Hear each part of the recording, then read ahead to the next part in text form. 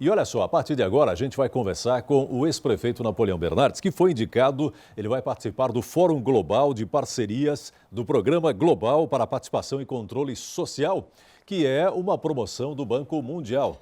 Napoleão, muito obrigado pela sua participação aqui no nosso Balanço Geral. Primeiro assim, você vai ser o único representante do Brasil, né, a fazer uma palestra nesse fórum. Como é que aconteceu essa indicação? Gelson, é uma alegria poder estar aqui mais uma vez na RIC e especialmente falar a respeito desse tema que é tão bacana no sentido até do reconhecimento de uma gestão pública blumenauense e catarinense em termos mundiais. Sim. Esse foi um convite do Banco Mundial para fazer inclusive a conferência de abertura nessa sexta edição de um fórum que discute transparência e transparência na gestão pública no sentido do envolvimento de pessoas e de comunidades para, junto com o poder público, de mãos dadas, fazerem as transformações que municípios, estados e nações precisam. Então é algo, de fato, muito honroso.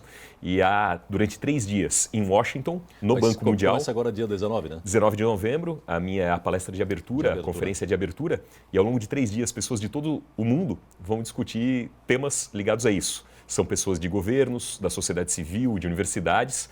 E como é um fórum global e promovido pelo Banco Mundial, a ideia é que possa haver uma replicação, uma disseminação de boas práticas de gestão pública. E a tua palestra vai focar, vai falar em administração pública, vai falar em controle social, mas algum tema mais específico aqui para o nosso telespectador?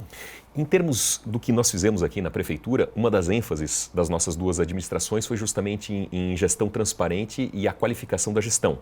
Isso nos permitiu, inclusive, o reconhecimento em alguns prêmios estaduais, prêmios nacionais relevantes, e esses reconhecimentos, tanto da ESAG, que é a Escola de Administração Pública da UDESC, quanto de várias revistas científicas na área da administração pública, quanto do Conselho Federal de Administração, todos esses reconhecimentos nacionais nos levaram a ter esse convite por parte do Banco Mundial. E lá, inclusive, a ideia do Banco Mundial foi optar por alguém que tivesse uma vivência na gestão pública, prática, como foi o nosso caso, através de 2 gestões como prefeito aqui, Sim, com área acadêmica. Então, nesse momento, estou no doutorado na área da gestão pública, o meu mestrado é na área do direito público, né, e continuo ativo na sala de aula, lecionando. Então, na conjunção desses fatores é que houve esse convite e alguns tópicos relacionados a Blumenau eu vou conseguir explorar lá no sentido das filas únicas que nós fizemos, com acesso transparente, a questão do avanço em termos, por exemplo, do sistema mutirão, um exemplo do passado e que foi sendo aperfeiçoado ao longo do tempo, né, que é o enfrentamento conjunto da sociedade blumenauense, poder público, comunidade civil organizada, em termos das nossas recuperações nas enchentes, quando há. Então, há uma série de bons exemplos locais, né, frutos de Blumenau e de uma gestão pública tipicamente catarinense, que nós vamos conseguir divulgar e propagar pelo mundo. a gente está falando aqui da tua administração, foram 2 administrações em Blumenau, enfim. Nós não podemos aqui deixar de perguntar, Claro. né, como é que fica a projeção agora para 2020?